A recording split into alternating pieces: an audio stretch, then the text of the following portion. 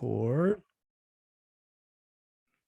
All right, so we should be live. Central Florida, welcome to another episode of the Central Florida Connects podcast.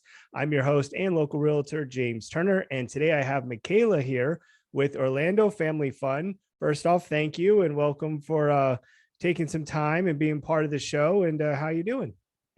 I'm good. Thank you so much, James, for having me on the podcast. I'm looking forward to it. So we're going to try something new here. I didn't even tell you about it, but so I went to Google and I did like random question generator, like fun little questions. So I figured this because a big part of this show is not, we'll obviously get into your company and what you do and things like that. But I kind of want to connect people on the more personal side, like, oh, okay, she's funny, she's cool, and hopefully then they want to find out more about you and check out your socials and things like that. So that's kind of I'm funny and cool. Well, it's going great so far. So, all right. So just whatever the first thing that pops into your mind, just 3 quick questions. Okay. So when you're by yourself, what do you usually think about? Travel. I was traveling around outside of Florida and going to other places. When I picked the question, I was like, yep, that's probably what you're going to say. Okay. What were you most afraid of when you were younger? And do you still have that fear?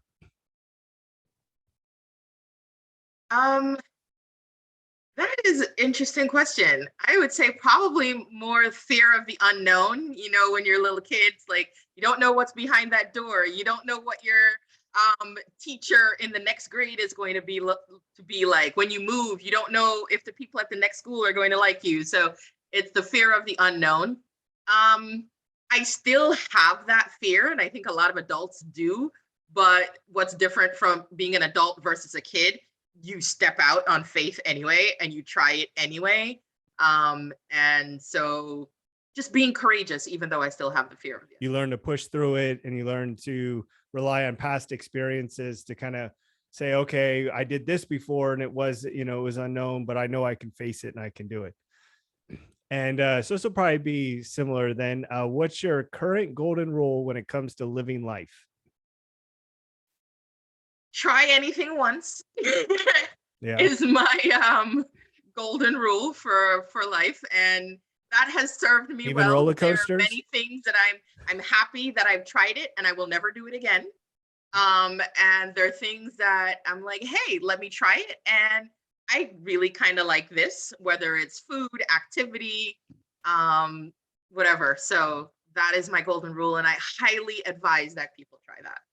Well, and that works out perfect because you post so many different events and things. And, I was looking through some of them and it was like, oh, that might be kind of cool. I didn't even know that existed. Maybe I'll give that a try or something. So, all right. So tell me a little bit about Orlando Family Fun. What made you want to do this, or what was the vision behind it, or how did you get started? So the vision behind it is my daughter, who is now 12. Oh. And when I had her, I didn't know what to do with her. So it was going from, singles or married activities for adults to now I have to find activities to do with kids. And I absolutely didn't know what to do, where to go. And I found a site, and this was in New York, that had so much information. It was basically like the go-to of, you want to go out with kids, you need to go nowhere else, one-stop shop. And so when I was moving to Orlando, and that's almost 6 years ago now, I decided, hey, I want to create the same kind of site because, like me, there are a lot of people moving to Orlando, and we're all going to be in the same boat, kind of, because what is there to do in Orlando beyond the theme parks? So most people who are moving, we know Disney, Universal, SeaWorld.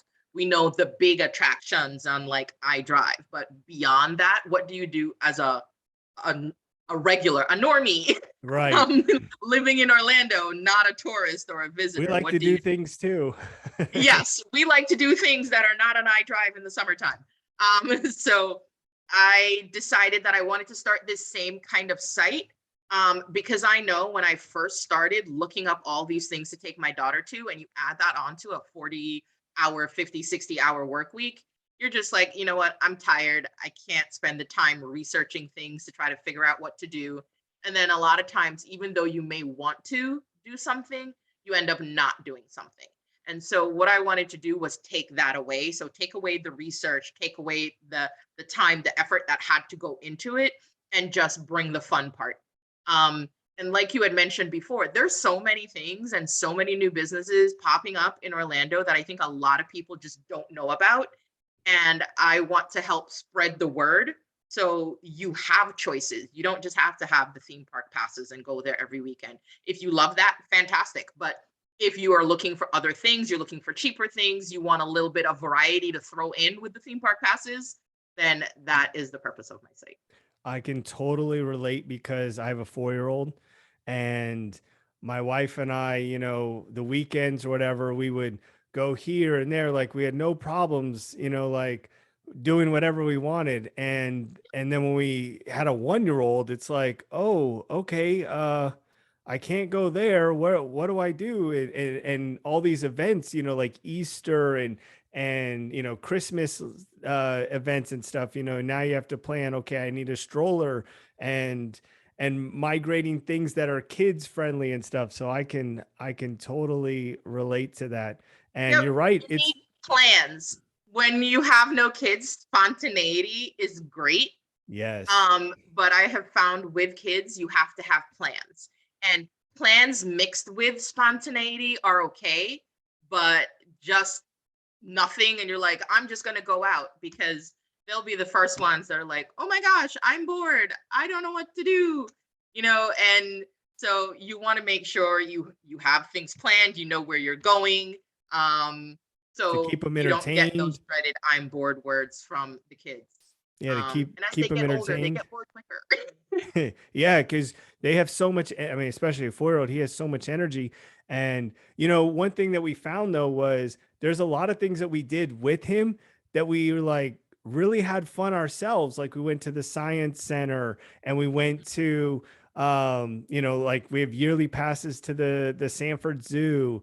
And there's a lot of things that I wouldn't have been like, hey, this weekend, let's go to the science center, but then you go and you're like, oh, okay, this is kind of cool. And it uses up a lot of time because, especially like when everything closed down and you're home all weekend and they can only play with their toys for so much. You can only read so many books, and we don't really let our son watch a ton of TV. So, we limit the iPad and things like that. So you got to come up with different things, to do. And what's funny is we actually got away from going out to our normal places that we had a babysitter take my parents, they watched our son for the weekend, and all I wanted was just go somewhere to listen to some live music and just be outside somewhere and just listen to live music. And I couldn't figure out, I was trying to look up different places and I couldn't find anything.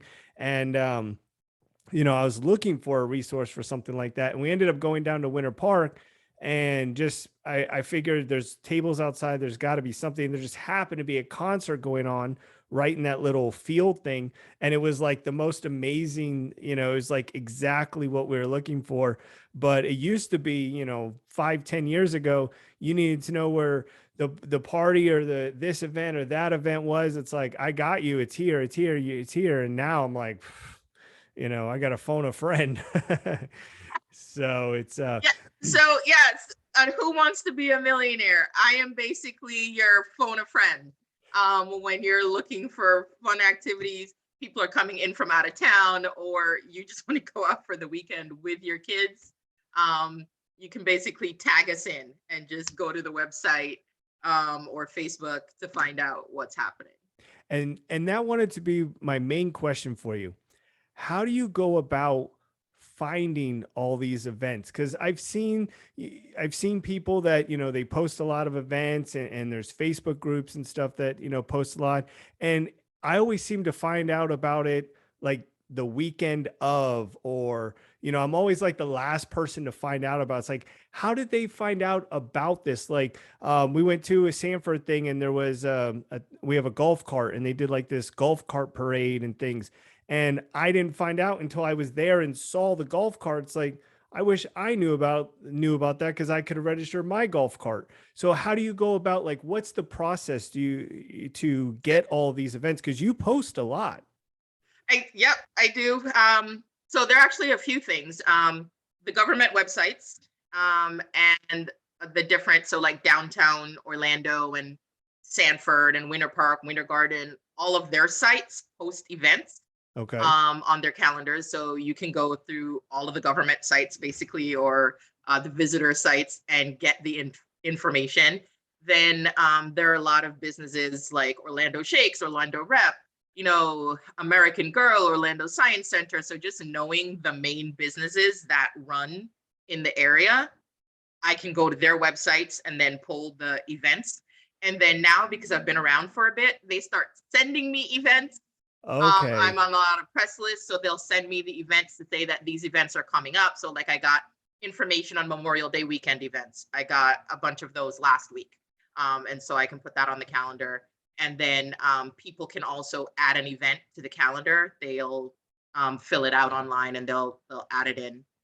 So I get those as well. So those are pretty much my four places that I'm going right now to get events. I know there are probably, a couple of smaller ones that I'll sometimes miss.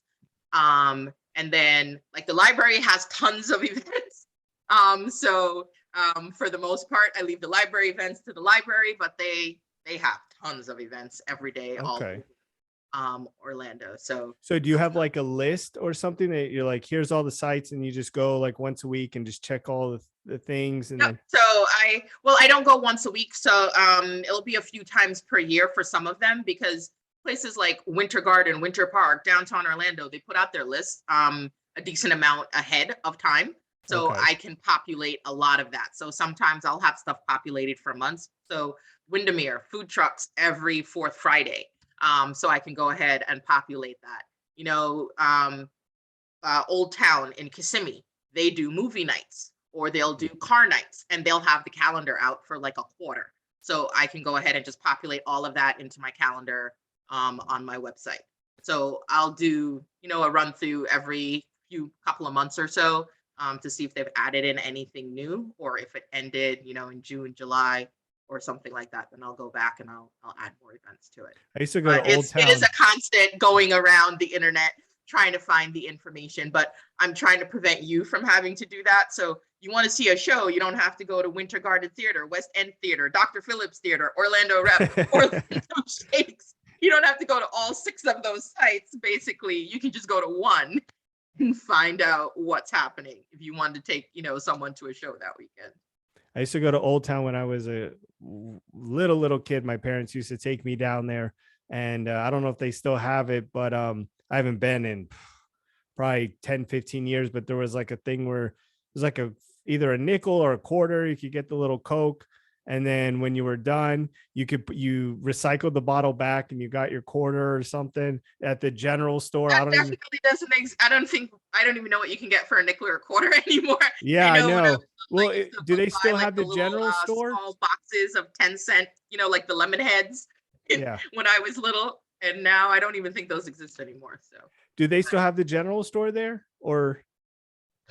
well, I've actually only been to Old Town Kissimmee one time, and I didn't get a lot of time to walk around. I Oh, actually went to okay. Fun Spot in Kissimmee, and it's on my list to go back there and actually explore what there is to do there, because I know there is a lot of fun activities. So that's probably on my summer list in terms of places I'm going to go around and explore this summer. So I'm putting together my summer list. So anyone who is listening to the podcast, and if you have any places that you're like, I want to know what this is like, shoot me email or hit me up on social, because I'm putting together that list of places to go and explore. And I would love some input from people who are like, I want more information, or I want an insider view of the specific attraction before I spend my money on it.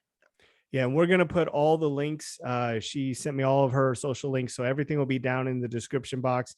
And if you happen to know if there's a general store, leave it in the comment, or if there's some place you want her to check out, leave it down in the comments, and then she can read through those, and it might be in a future article.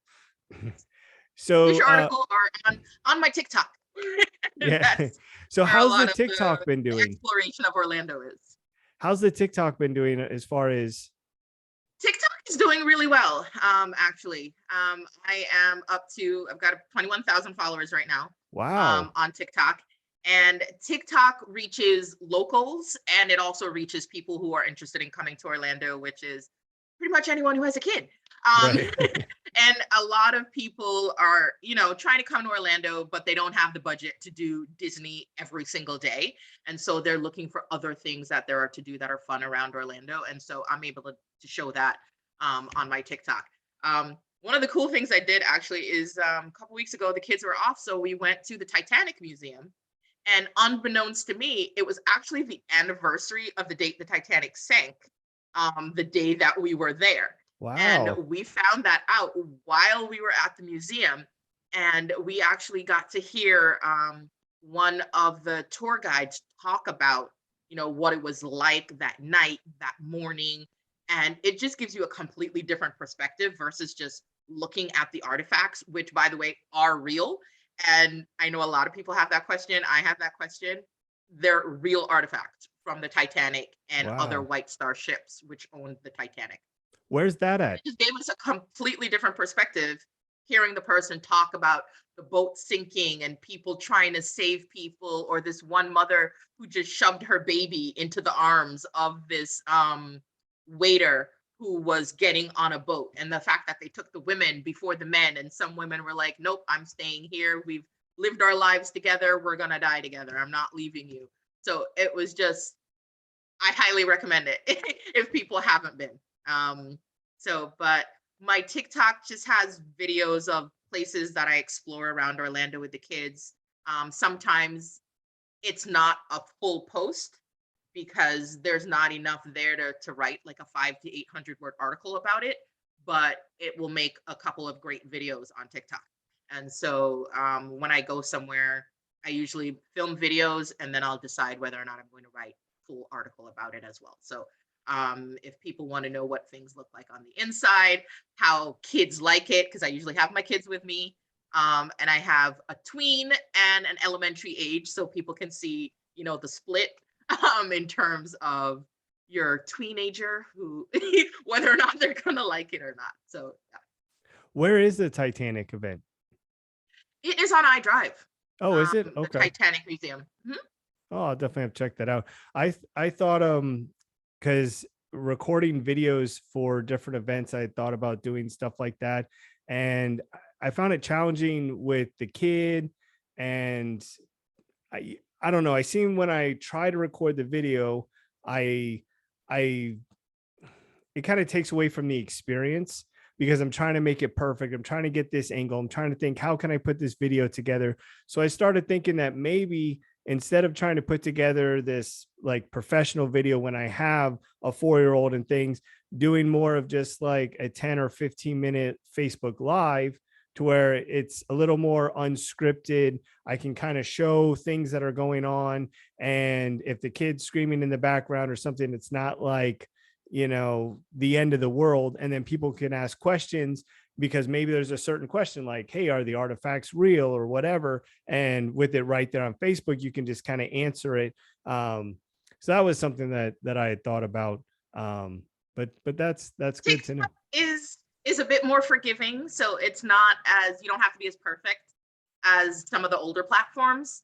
Um, so people want to see, real life going and seeing things because, at least for me, that's how it's going to be when they take their kids. Um, Right. but I have learned I do sometimes film without the kids, so I'll sometimes go places without them. If I am going with them, I tend to film only certain parts, but that is also why I only concentrate mainly on Orlando.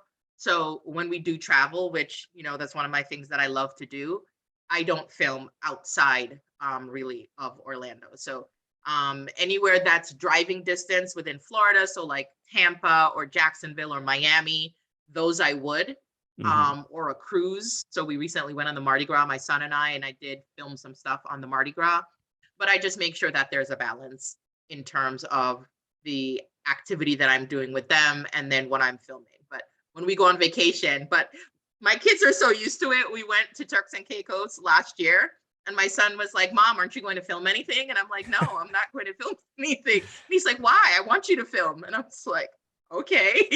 So I filmed him for fun, but not to post anywhere, because I don't really post trips outside of like a very small area. So like Orlando families would be traveling somewhere for like a weekend getaway, or something like that, and that's about it. So I do try to keep that balance, because yes, then otherwise my kids, when they're with me, I'm always working. So I definitely don't want that to be the case. I want us to also be able to enjoy Orlando and enjoy the activities. But some of the activities that we do get to do are because I have this site. So I think it's just finding that happy medium, so that I'm still being a good mom, but then I'm also being able to run this business. That's awesome that, companies are reaching out to you and things. That definitely makes your job easier. I've kind of done the same thing. So Central Florida Connects, I was trying to figure out, well, what area do I want to focus on? Because Central Florida is very kind of vague. Some people think Central Florida is Orlando, and in that's Central Florida. But so I looked it up, and there's actually 18 counties that make up Central Florida. So everything Really? from like Volusia to like Pinellas is considered that Central Florida area. So that's kind of been my target is the 18 counties that make up Central Florida. That's kind of and there's a little over 9 million people in those 18 counties.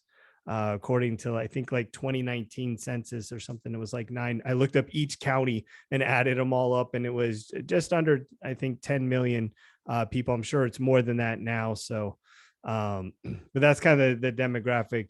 So going back to planning these events, because I think it's fascinating. So you have a list, you check out these websites, and then do you use like a program like Hootsuite or something to kind of schedule these posts, or do you just kind of make the post as you No. come across it, or how do you do that? Most of my posts, I actually started using Metricool earlier this year. They're a new company. What's it called? And Metricool. Okay. And so most of my posts are scheduled through Metricool, for IG and Facebook. And I recently just got back on Twitter, and that's how we connected, actually. Yeah. And I haven't been on Twitter in so many years, but I heard that Twitter was having a resurgence. So I was like, hey, let's try it. And TikTok, though, I have to do TikTok the day of. So I'll film when I'll go somewhere, and then I will have TikTok videos for a while, and then I will just upload that day to TikTok. So usually most people are on my TikTok from like 5 o'clock to 10 o'clock. So I try to upload my videos around 7-ish onto TikTok. And yes, TikTok, unfortunately, you can't schedule. And the same thing for Instagram Reels, you can't schedule them. Okay. So any videos you have to post that day. So sometimes they don't get posted because life happens. And if I'm doing something or whatever with the kids, I'm not going to say, stop, mom's got to post a TikTok video. Right. So the light's green, mom, go. Yeah, exactly. Right at the, we're in the middle of whatever park or whatever. We went to the aquarium, Sea Life Aquarium, and Madame Tussauds on Saturday. And I needed to post Instagram stories because that was part of what I agreed to when I said, okay, we'll go. And the internet is not always the best when you're walking around places. So I'm like, okay, come on. And my son's like, let's go. And I'm like, I just have to post this story. It's not the best thing. So I only do it if I have to. I prefer not to have to post on the go, so to speak. I try to post from home for the most part. So we can at least enjoy the activity. Even though I'm filming, I'm still present for the most part. Now, do you normally, like, when you post, like, let's say there's an event and you found out it's in like 2 months, do you make a post and then every 3 weeks or so, like a reminder post, or do you kind of do something like that? Or so no, not typically, because right now a lot of this, I'm it's starting to become more of a business where I'm actually making money off of it. But for the beginning part, it was just me doing things. So I don't tend to repost events a lot. I'll post it that week that it's taking place. It's on my calendar, and people can go on the calendar and search at any point. But usually, if I'm posting about an event, it's just going to be one time, and it's just the week of the event. Yeah, the So calendar, I I don't. saw that you had that. That's a good feature to now did you have someone build that website or Me. you? No. Wow. I originally built the website. Um, We got an and IT then, professional in the house. yeah, no. And then last year, because my website was too slow, I wasn't being found. Because when you build a website in WordPress, you can use these different, I don't know, platforms is probably the wrong word, but you can use these different kind of templates. And the Mhm. template that I chose was a template that causes websites to be slowed down. So Mm. I actually did hire someone to transfer my website to a different template, but they basically just rebuilt it how I had it already, just on a faster, slimmed down template. So now the website is faster, it gets found better in Google. And so for the most part, I do most of the work, but I still have them for any big things that come up, any programming questions, because things that will take me 3 to 4 hours of research, they literally do in 30 seconds. So it's the best money that I Right. have spent is that monthly fee that I pay them. Yeah. Something simple like the other day, I have an article that does really well, 20 under 20 to do in Orlando. But that article was written in 2017, and I did update it, but it still says at the top, written 2017. And so I get a lot of traffic there from Pinterest, but probably a lot of people are like, oh, this post is old. So I Right. wanted to know, how do I put an updated date on there? And literally less than a minute, they came back and they're like, oh, you just needed to turn that feature on. And they turned the feature on. And now instead of me typing on the post updated, which wasn't showing up top where the date was, Right. it now says the original date, updated date right at the top. And that I would have searched for hours and probably never found. Yeah, So, no, that's important because you're right. If someone's looking at events, if I saw something in 2017, I'd be thinking, well, one, these events have already passed, or two, are these businesses still open? Or, yep. So so I try to go through like posts that are really popular and I update them. So I've gone through, because the way Google works, if I post something in 2019, Google's going to show that post over a post that's in 2022, even though no one's going to the Easter egg hunts from 2019 anymore. They want the right. Easter egg hunt for 2022. And so that's a problem. So with a lot of the bigger posts, I update them versus rewriting a completely different post, because in terms of pulling Google traffic, the older post is going to pull it. So it's better for me to update. So this actually is a game changer, so to speak, for me, because I can now update posts and still get that Google juice Yeah. without losing the content, which is what people are coming for. Yeah, I use Hootsuite to take in because they have a free program that lets you schedule posts. But one of the things that I really did like about them, or I still do, is they have a thing. It's basically you create the post in a spreadsheet, and then you can bulk upload the post, and you can have it go to Facebook, Twitter, all at the same time. And you can have up to 3 accounts, and it's 3 different platforms that it'll post on for free. And especially if the reason why I was asking if you do like reoccurring things is because, let's say, every Monday you want to post to go out about, um, you know, follow me on Twitter or something like that. You want, a repetitive post, you can almost set it up in a list, and then you don't have to create all those posts. It'll do it all at one time. Um, which makes it nice.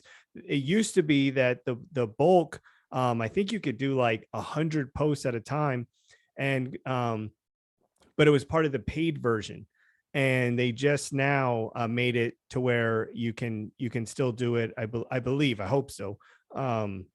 I just signed back up with them, but I think now you can do it the free. So now, do you do all this by yourself, or you have some people that help Not you, or? anymore, luckily. I actually have someone who takes care of the calendar. So any events that I get, I just forward them to her, and she's the one that puts everything in the calendar. So when people fill out my form on my website saying they want to add an event, or if I get any press releases for upcoming activities, they just go automatically get sent to her. And then I have one writer who does the weekly posts for me. Any reviews, I write those. And then anything like updating, I do that. And then the newsletter and pretty much all the socials I take care of right now. So do you get submissions from people like, hey, check out this event, or what do you think about this event? No, I don't get that, but I have add an event on my website, and so people Oh, will fill that form out and then send that to me. And then the PR companies, I'm now on a lot more PR lists. During the the the pandemic, so like when we were all at home, it was suggested from someone that I start reaching out to a lot of these PR firms or companies and saying, can you add me to your press release list? And because I was literally asking them just to send me information that they were already sending to people, most companies were happy to add me to their press release list.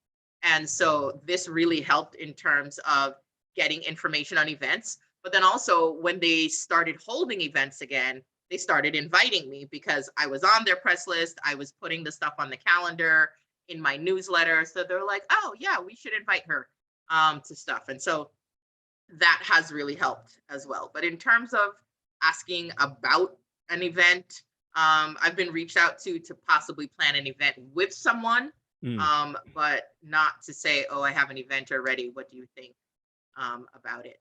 But So if you just people reach. had an event and they wanted to talk to me about reaching out to people to attend, I would be happy to talk about it. Yeah, I mean, it'd be a great resource. I mean, you're basically saying, hey, I want to promote your event. And they're probably going to be pretty open, to saying, hey, you want to tell people about it?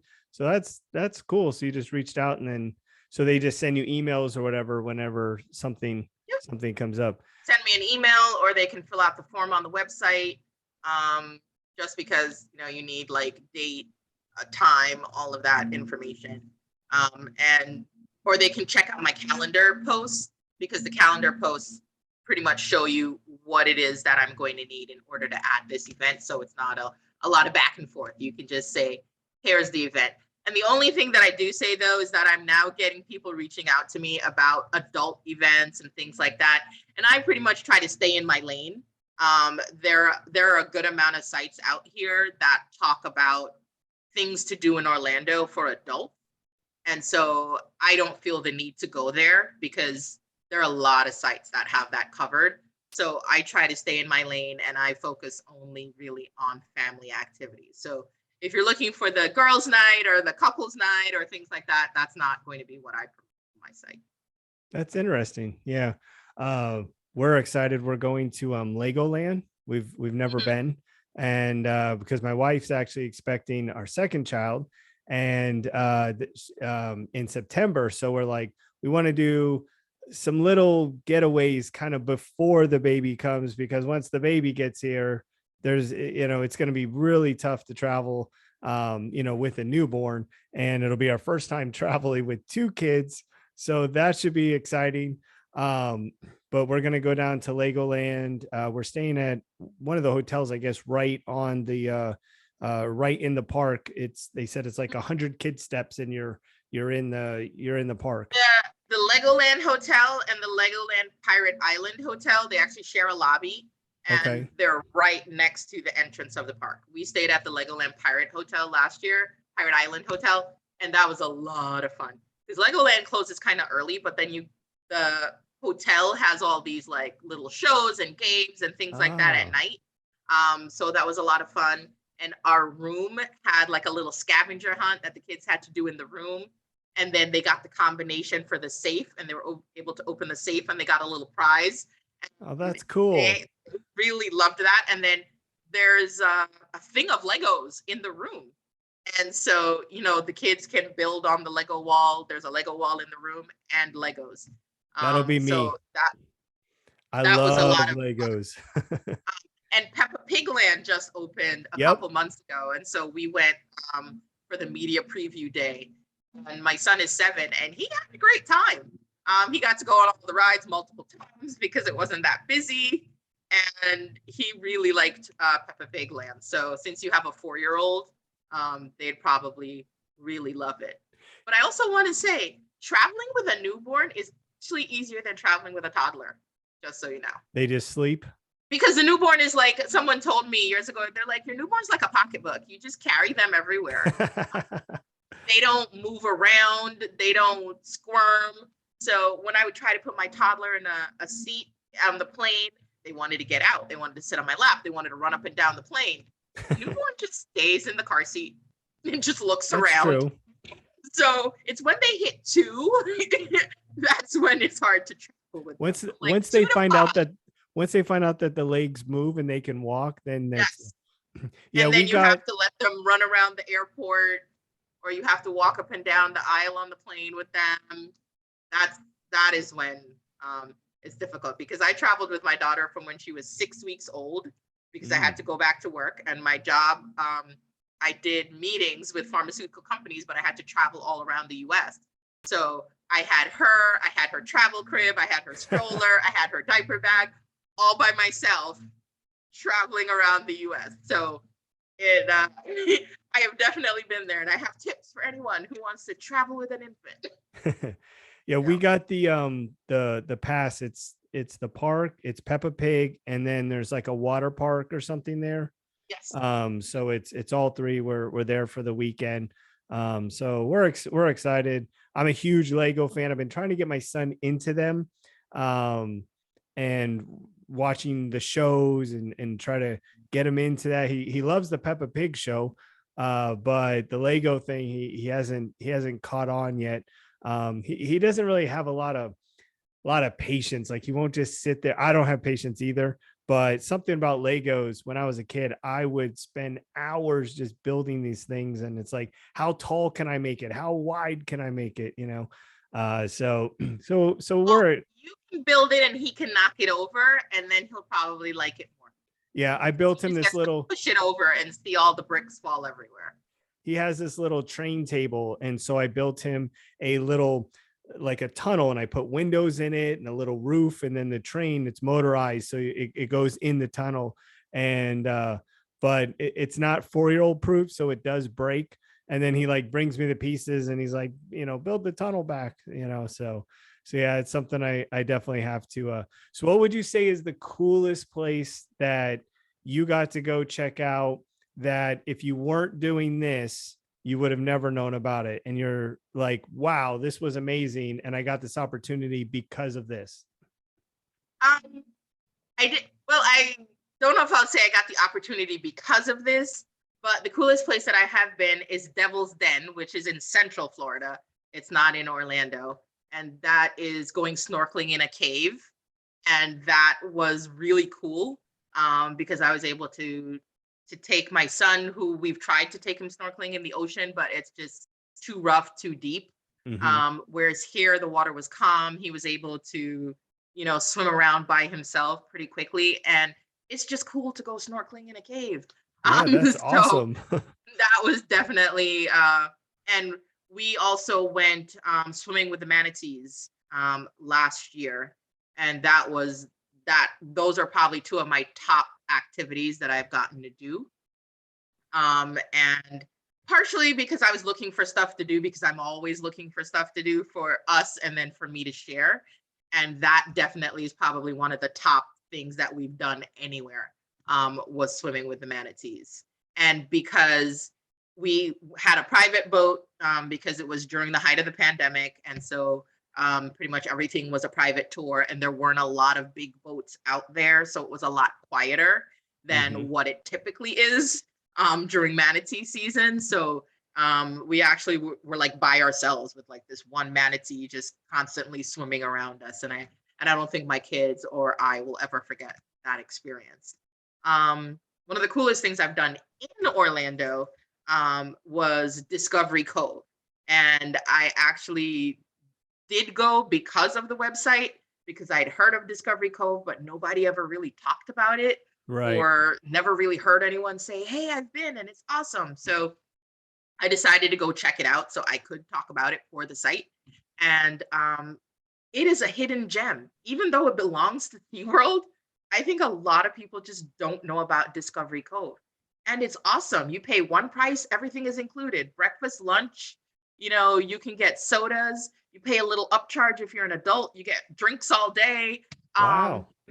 and they have a wave pool, and then they have a reef for snorkeling. And that reef has so much sea life in there that it's a lot more fun for kids, because when you go to the ocean, you might see a fish, you might not, you might see a bunch of fish, it might be one every 5 minutes, whatever. But in this reef, there are stingrays and fish and different colors of fish. There's so much to see that it's a lot of fun for little kids to take them there, for them to go snorkeling as like a first snorkeling experience or something like that. Yeah, we So have passes to SeaWorld, and so I drive by it all the time, but I've never been. you should And you should definitely go, and highly recommend. Tip: we got our passes. Well, we got our tickets for Discovery Cove on Black Friday. They had a very good Black Friday sale, and so I would definitely recommend waiting for that to buy the tickets. And you definitely don't want to go during high season, because the pricing for Discovery Cove is dynamic, and so higher season for tourists, much more expensive. So you want to wait till like low season ish for us to go there, because the price is going to be better. And then somewhere else I went the other day, actually, and 100% because of the website. My sister was staying there, and I was like, you know what? I've driven past Coco Cay, I've seen it advertised, and I'm wondering what this place really looks like. And so I decided to go over there, and I did a TikTok live from the water park, and I filmed some videos of the water park. And that's another hidden gem in Orlando. The water park costs $19 during low season, goes up to $49. And if you have little kids and they just want to splash around, go on a few different slides, swim in the pool, you can't beat $19 per person yeah, to do that's that. You Coco don't Cay. need to take them to one of the big water parks. Um, they're going to be perfectly happy on 6 water slides and splash park, a couple different pools. So Coco Cay, and parking is $5. And it's right across the street from a CC's Pizza. So, budget day out with the kids, 100%. So yes, Did that make it on your under 20 article that you did? that did not make it. I do have to do a different article. This one is more just general Oh, okay. things that you can do. So, like go mini golfing, but it's not listing specific businesses on there. But I probably could do a second article on, maybe like I'll do a 30 under 30 post. And that can be one of them that I put under there. Yeah, we want to take our son. Originally, we were going to try to do the whole Disney thing, but I guess they're not doing passes right now. Or you can get a pass, but it's only like during the day or something. And so, because we were going to check out Typhoon Lagoon or Typhoon Lagoon. Yeah. Typhoon Lagoon, yeah. So we're going to take and go there, but then we ended up doing the Legoland thing, and there's a water park there. So we figure, we'll get that. But man, $20, that's They're not a dearth of options at all. And something that I think a lot of people don't know, actually, is you don't actually have to stay at hotels in Orlando to go to pools.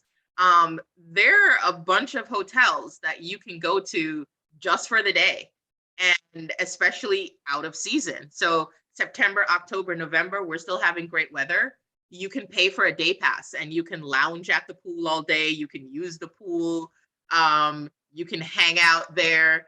And sometimes that's, because a lot of kids, they'll hang in the pool all day. They don't need anything else. So I know I do this, and I'm sure a lot of other parents, you plan some, extravagant things, and you're like, oh, I have to do this. And the kids are just like, I'm okay just doing this one thing that you Mm-hmm. may think is really simple, but for them, it's the best thing ever. So, going to one of these hotel pools and just hanging out for the day with them and splashing around in the pool, they'll probably remember that as one of the best things that you ever I did. didn't know you could do that, because there's a hotel. I think it's a Hilton. It's in Orlando, but it has the pool is amazing. It's for kids. They have like a splash pad. Mhm. They have like outdoor like ping pong pool tables. They have all this stuff, and they have like a kids playground, basketball courts and stuff. And we stayed there once, just so that we could use the amenities. It was really neat, as at 8 o'clock on the side of the hotel, they have like this big screen that they have, and then they play a movie, a kids movie, like a Disney movie at like Mhm. 8 o'clock at night. And you can sit in the pool and just look up on the side of the building and Yep, watch the movie. And that is the best. huh? I said that is the best, watching movies from the pool. Well, we It's got, not all hotels. It's about yeah. 19 or 20 hotels in Orlando that do have it. And it's through a company called Resort Pass. Okay. I also do have a post on my website that people could check out, hotels with day passes. And it has a list. And you can actually do that in Miami. You can do it in the Caribbean. So you're going on a cruise, you can actually go use resorts in different ports if you Hmm. want to go and use their facilities for the day instead of going to like the beach or something like that. And pools on a cruise are so tiny. If you want like a giant pool to be able to swim in with the kids or something on vacation, then you could go to this website and look it up as well. Okay, you're gonna have to send me that link, because Yep. I wanna read that one. Yeah, we got super lucky at this. I want to say it's a Hilton, um, or maybe it's an Embassy Suites. I don't know, but we got super lucky. Our room, when you they had like a walkway, where you walk to all the different rooms, and then our room, it was kind of like at a diagonal, had this whole patio set right out front of our room, and it happened to be perfectly across from where they played the movie. So from my living room in the hotel room, all I had to do is move the blinds and could see the movie. But then I could also just open the door, walk about 10 steps, sit down on the patio set and watch the movie. And so I remember I wrote down the room. It was 356. And I said, if I ever come back, that's the room I want. And I've had friends that have been like, oh, want to go check out that hotel. I'm like, look, you You're like, want pick this room. Yeah, exactly. no, the kids and I are going on vacation next month, and they always want to be in the pool, but I don't always want to go to the pool. So I was like, I'm going to get a swim up room. And so this way I can sit right on the little patio of the Hmm. room, read my book, and they can be right there in the pool. I don't have to walk anywhere or go anywhere.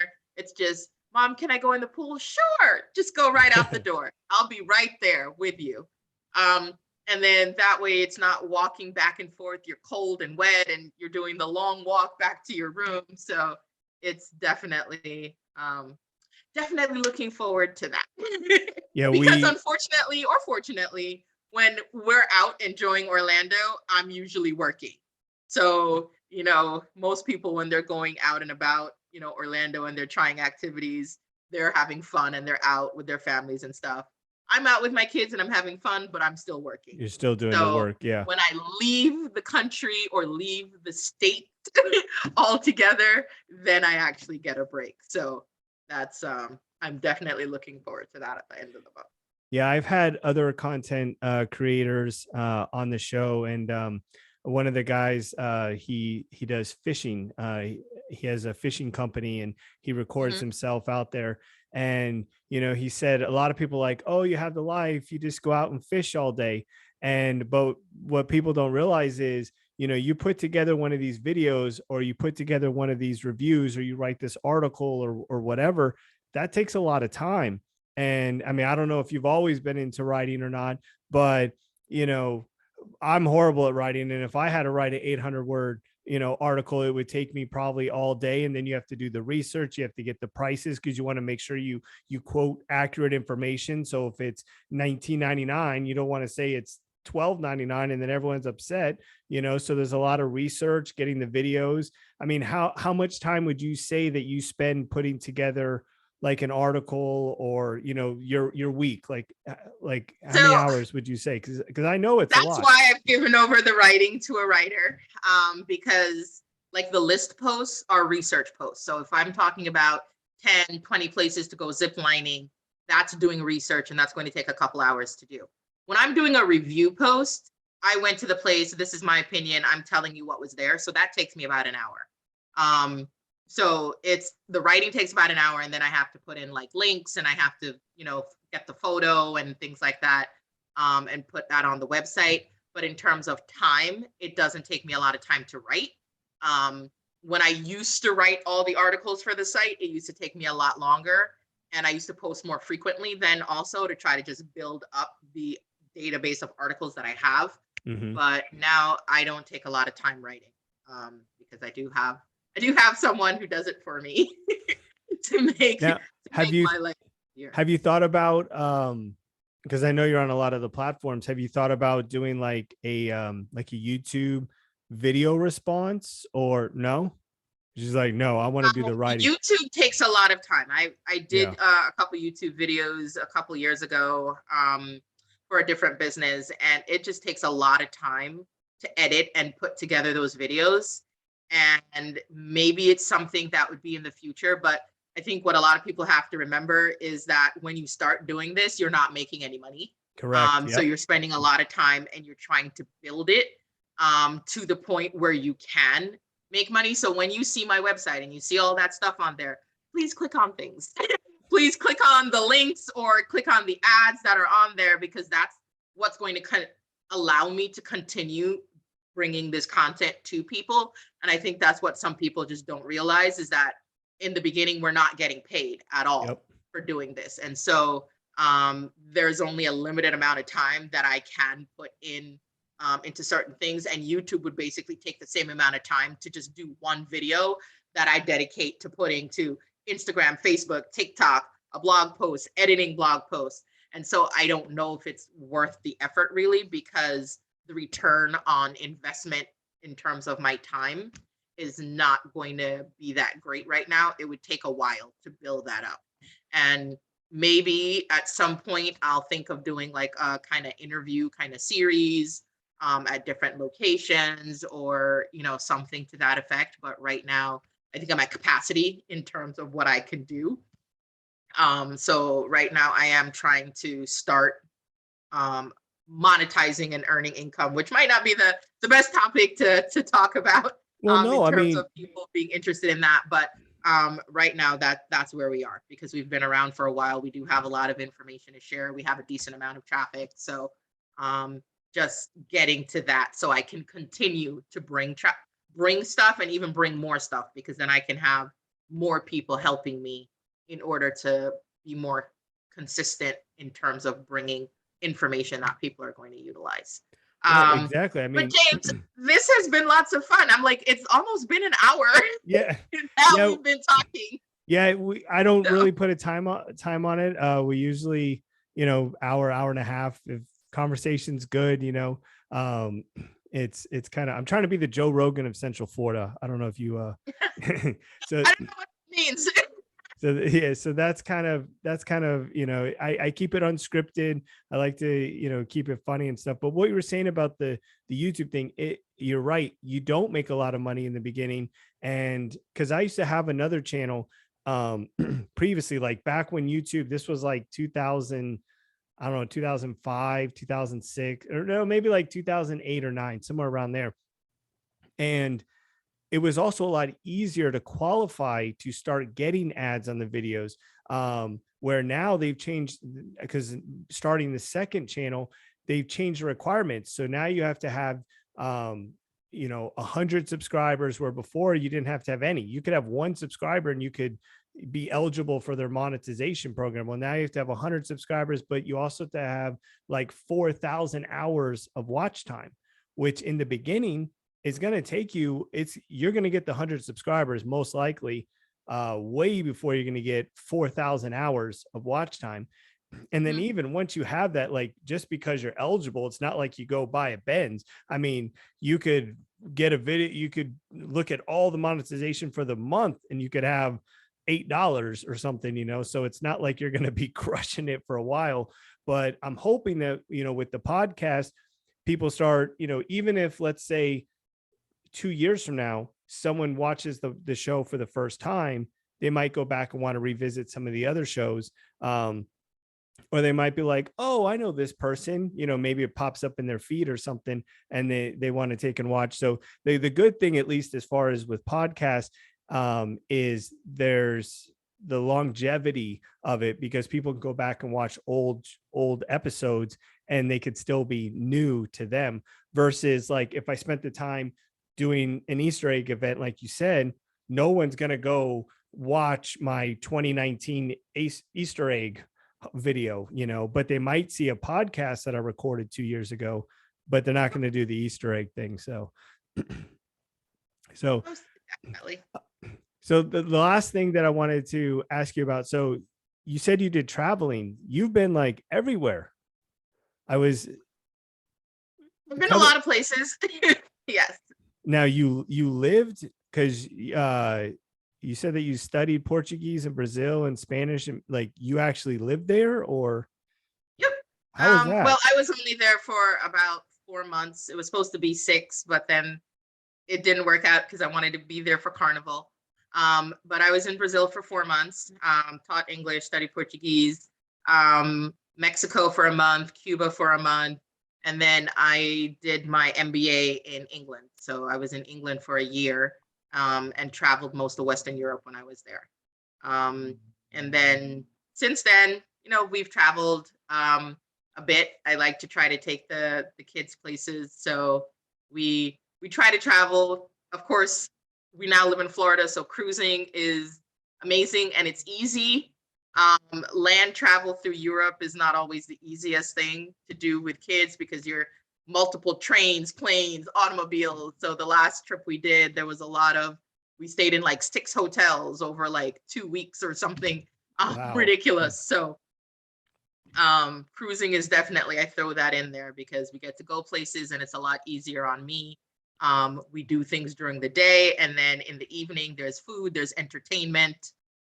They can go to the kids club, you know, because I've learned traveling with kids, they can only take so much history, they can only take so much, you know, a museum or whatever. So a cruise is great because at nighttime they can go back and just sit and have regular kid fun, sort of thing. But I love to travel. I love to take my kids places. My kids are good travelers because, you know, they've been doing it for years. And so I highly recommend, if people can, you know, to travel with their kids. And if not, just get out and explore Orlando, get out and explore Florida.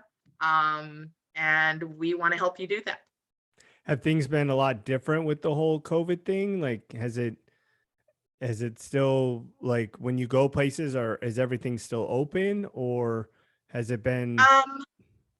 So I did go to Bahamas, end of last year, and with Visit Bahamas, they invited me. So I went, and, you know, they still you had to be tested to get inside restaurants, and still had to wear your mask. And same thing when we went to Turks and Caicos, you didn't have to wear your mask for the most part. And they weren't doing as much testing, but we were just right at the hotel. But services were limited. They didn't have as many people working, things like that. So, and we had to take COVID tests for everything. My son and I went on a cruise last month. We had to take a COVID test to get on the cruise. But in terms of the cruise itself, that was like their first sailing back to full capacity. When we got off, there were no restrictions where we were going. And traveling next month, we don't have to take a COVID test. There are no restrictions getting into the country or anything like that. So I think a lot of places are now getting back to normal, in terms of what they're doing, with COVID. Most places, though, do require you to be vaccinated. There are some now that are saying it's okay, but a lot of travel, if you want to travel, most people are going to have to be vaccinated in order to travel. Well, it's good that, things are getting back, because I know when the cruises and stuff weren't coming out of Central Florida, like that was a big driving force of people coming here. And, so it's my parents just went on a cruise. Uh, they did like a 10-day cruise. They went all over the place. But they had a blast, and they usually go like every year or two. And so since they hadn't gone in so long, they were just like, they could have cruised to Clearwater and been ecstatic, they just wanted to take and be on the cruise. So, um, all right. So lastly, we'll ask this, and then we can head out. So 3-year, 5-year vision. What's your like goal or big milestone that you would love to see uh, for the magazine? For like what's the big thing where you're like, yes, I did it. So my big goal right now is I want to hit 100,000 on TikTok. So definitely go there, follow me, Orlando Family Link Fun. in the description. Um, yep. So that's my huge goal. And then I also want to double the traffic that's coming to my site right now. Right now I get between 15 to 20,000 unique views per month. And I really would like to double that, to get up to like 30 to 40,000 unique views to 100,000 page views. So that's, if you go on and you check out 3 articles, then I've got 3 page views, that sort of thing.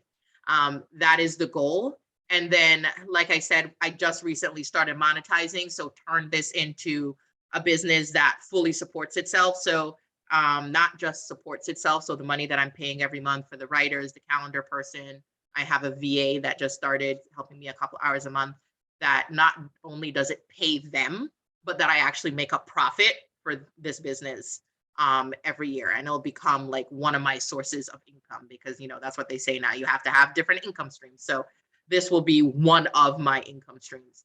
And I just want to be able to continue making memories with my kids and inspiring other people to go out there and make memories with their kids as well. Well, we will do everything we can to kind of drive traffic your way. So definitely follow her, and subscribe to the TikTok, and check out the events calendar. And it has really got a lot of great information. And I'm gonna go back and watch it. So I have the Devil's Den I have to go to, Yes. Coco K, the Titanic thing. So so my Just make a wife's list. my wife is gonna be so impressed, because I'm gonna go home and be like, babe, I have all these events, because she's the one, like, I never know what's going on. Like, she's the one that I'll just say, okay, Friday night, I'll say, what are we doing tomorrow? Well, we have this, this, this, this. And that's one thing with the 4-year-old. And because he goes to daycare, we have a birthday just about every weekend. Like, somewhere there's a birthday party. If we don't have a birthday party sometime throughout the weekend, I'm like, oh, this is a weird gap. We have no birthday. So, but she's the one that's, on Facebook. We do a lot of stuff in downtown. We're in Lake Mary. So we do a lot of stuff in downtown Sanford. We try to take and support a lot of the places. One of the things my wife and I started doing was, she's off on Wednesdays.